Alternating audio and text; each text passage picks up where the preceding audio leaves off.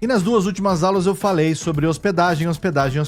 Aqui a gente vai falar um pouco também nessa aula sobre hospedagem. Muitas vezes você vai ouvir o termo host e não confundir hospedagem, o host to host, de hospedagem, né? Do podcast hosting service, serviços de hospedagem de podcast, com o host apresentador, né? O host, aquele que conduz o programa. É a mesma palavra em inglês, mas as expressões são diferentes. Então, às vezes pode se confundir.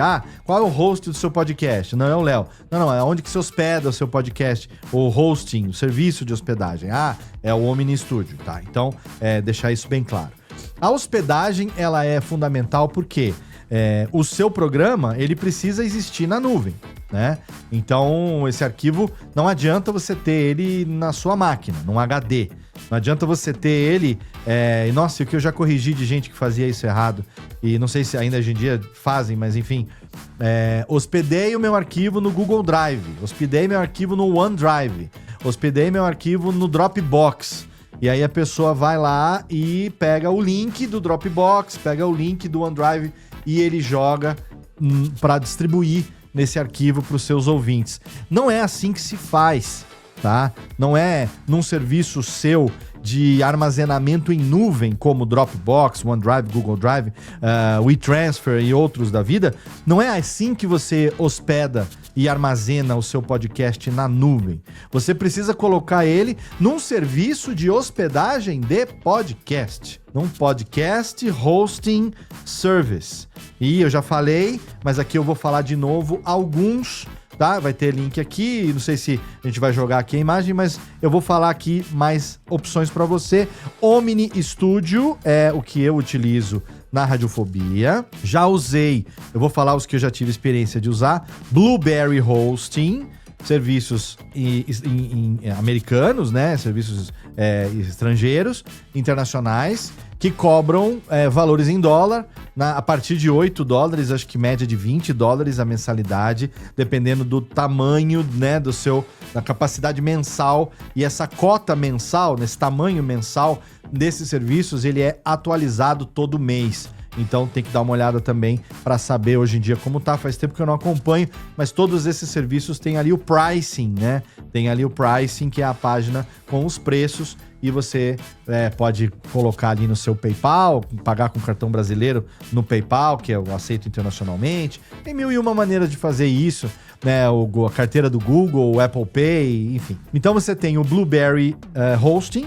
Tem o Libsyn, que é um serviço que eu também utilizei profissional aqui na Radiofobia durante muitos anos. Acho que os dois que eu mais usei até hoje foram o Blueberry Hosting e o Libsyn. O Omni eu uso atualmente. E o Spotify for Creators, que é o antigo Spotify for Podcasters, que é o antigo Anchor. Outros serviços como Podomatic e tal, eu não uso hoje em dia. Eu usei, tipo assim, 1 mês ou 2, lá em 2009, quando eu comecei, e logo depois, né, eu comecei usando o Podomatic. Acho que até tem coisa velha minha ainda no Podomatic lá, que eu nunca mexi. Deve ter ainda pilotos do Radiofobia da época da Rádio Banzai. Tem coisas antiquíssimas lá. Depois, antes de ter o meu site hospedado, o site na HostGator, eu tinha ele hospedado num serviço de um primo meu, né, aqui em Serra Negra, que tinha um serviço de hospedagem. E aí, quando a HostGator veio pro Brasil, ainda nem chamava HostGator, o Robledo Ribeiro, que é o CEO lá, ele comprou o Vilago, que era o antigo serviço de hospedagem do Cris Dias também, meu amigo.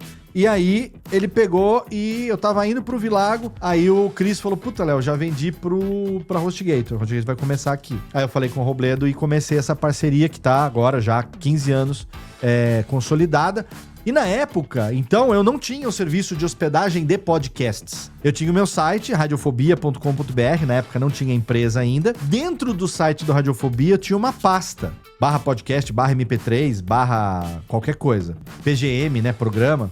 E lá eu fazia o upload dos arquivos. E aí eu usava o PodPress, que eu citei anteriormente, ou depois o PowerPress, que o Guanabara, né, ensinava pra gente como fazer, e eu utilizava o meu site, hospedava os MP3 no site, para que o site gerasse o feed, e o feed eu distribuía. Na época não tinha Spotify, era no Apple Podcasts, e do Apple, né, do iTunes, né, porque era no iTunes, e aí o iTunes distribuía para os agregadores que existiam então, começavam ali pro Android e tudo mais. Então isso é o que a gente fazia lá nos velhos tempos, né, meu filho? Era o que a gente fazia ali. Aí chegou uma hora que a audiência cresceu, né, a quantidade de downloads aumentou exponencialmente, e aí o Robledo falou, Léo, não dá mais para hospedar os arquivos do MP3 aqui, porque o tráfego é muito grande. Na época eu não tinha um servidor dedicado, era um servidor compartilhado, era um VPS. E aí ele falou assim, é o servidor virtual, né, uma máquina virtual. E aí ele falou assim, cara, não vai dar. Então, como já estavam surgindo os serviços profissionais, eu lembro que eu procurei o Todd, lá da Blueberry, e aí a gente fez uma parceria e eu comecei a utilizar então o Blueberry Hosting e o plugin do Blueberry PowerPress. Mas ainda tinha o site. Então eu hospedava os arquivos do podcast no Blueberry Hosting, utilizava o PowerPress para publicar através do site, e aí o site gerava o feed, e o feed eu distribuía para os agregadores. E essa lógica foi durante o tempo de PowerPress, durante o tempo de Libsyn. Então, dos meus 16 anos, mais de 16 anos de podcasting, 9, 10 anos foram nesse esquema. E aí depois, quando a gente fechou a parceria atual com o Omni Studio, com a Edsmoville, aí a gente mudou tudo. Então a gente migrou todos os arquivos MP3 pro Omni Studio, tirou o feed do site, trocou o feed pro feed do Omni em todos os agregadores, e agora, ao publicar os programas no site, eu coloco o embed, o códigozinho que eu mostrei no capítulo anterior para você, na aula anterior para você, e ali a pessoa que quiser entrar no site e ouvir no site, ela vai conseguir. Se quiser fazer o download no site, ela vai conseguir. No site tem o link também pros agregadores, ela vai conseguir, mas não é necessário, porque se você entra em qualquer agregador de podcast, se você jogar aí agora, Radiofobia, podcast, no Google, você vai ver que vai aparecer o resultado aí, todos os agregadores possíveis e impossíveis, né, com tanto tempo de estrada, é impossível a gente não estar em algum lugar aí, porque a internet faz a distribuição. Hoje em dia, Radiofobia, os meus podcasts existem em lugares que eu nem sei, que eu nem ouvi falar. Às vezes falar, eu tava ouvindo o seu programa no TuneIn, que é um app de rádio. Eu uso muito pra ouvir rádio. No TuneIn eu tava ouvindo os episódios do Radiofobia, mas TuneIn? Eu nunca botei no TuneIn. O TuneIn puxou, ou alguém colocou, ou o próprio TuneIn colocou o feed lá, e aí o ouvinte consegue escutar. Isso é legal, isso é bacana, né? Porque a gente tá em todos os lugares possíveis. O importante é a gente ser ouvido, não importa aonde. Essa é, pelo menos, a minha política, está em todos os lugares onde os meus ouvintes estão. Então hoje, para você poder hospedar o seu MP3, o seu arquivo do seu podcast, que a gente vai gravar, a gente vai editar, a gente vai gerar um arquivo MP3, ou no caso do vídeo, um arquivo MP4, MKV.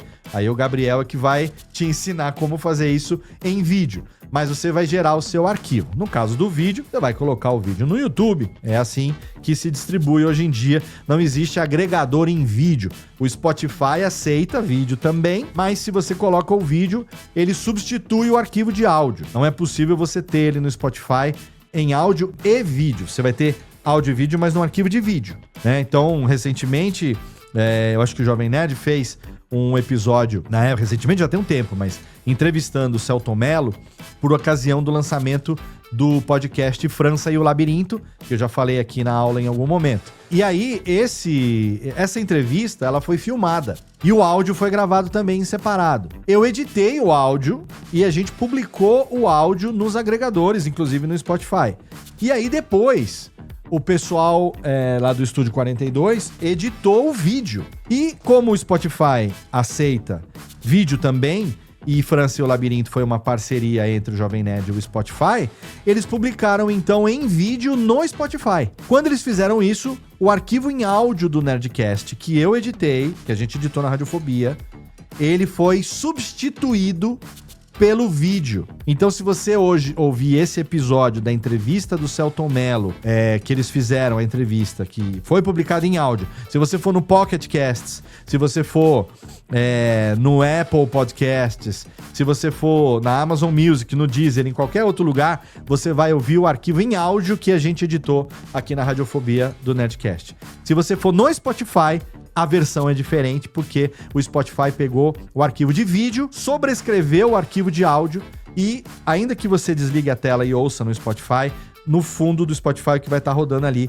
é o áudio do vídeo que foi publicado no Spotify, né? Então, você tem essas opções todas de serviço de hospedagem pago, todos que eu falei, e o único que não é pago e que a gente recomenda, porque tem cliente grande nosso, que a gente tá aí fazendo a produção completa e que falou, não vejo problema de ser no Spotify for Creators. A gente criou a conta, né, no Spotify for Creators e lá esse cliente grande, tem 4 podcasts já desse cliente que a gente edita, ele resolveu hospedar lá e tá tudo bem. Coloca o vídeo, é um vídeo podcast que a gente edita em áudio e vídeo, o vídeo tá no YouTube, as mídias estão lá, ele tem os vídeos curtos que coloca no TikTok, no Shorts e nos Reels do Instagram e tudo mais, e o áudio no Spotify for Creators, que automaticamente ele é distribuído em todas as plataformas de áudio. Então, se você está começando agora, se você quer um serviço que você não tem que pagar nada, que tem uma estabilidade, ele peca um pouco nas estatísticas, né? Ele na distribuição, às vezes você não tem muito certo ali. Em compensação, ele tem números interessantes sobre retenção, sobre da onde vem a sua audiência, sobre engajamento, né? O Spotify tem se aprimorado nos últimos anos, tem melhorado isso nos últimos anos. Então, se você está começando agora, eu, sem problema nenhum, recomendo que você use o Spotify for Creators, e aí mais pra frente, se você profissionalizar, entrar uma graninha, quiser um serviço mais robusto e tudo mais, aí tem esses outros serviços profissionais, entre tantos, tá? Eu não vou citar milhões aqui, o que eu quero aqui é que você entenda a lógica do processo, tá? Que o arquivo MP3, uma vez finalizado, tagueado, ele tem que ser upado, né? Tem que ser disponibilizado, subido, né? Disponibilizado num serviço de hospedagem de podcasts em nuvem, para que esse serviço gere o seu RSS e com isso você consiga distribuir ele em todos os agregadores de podcast. Essa é a lógica da hospedagem de podcasts.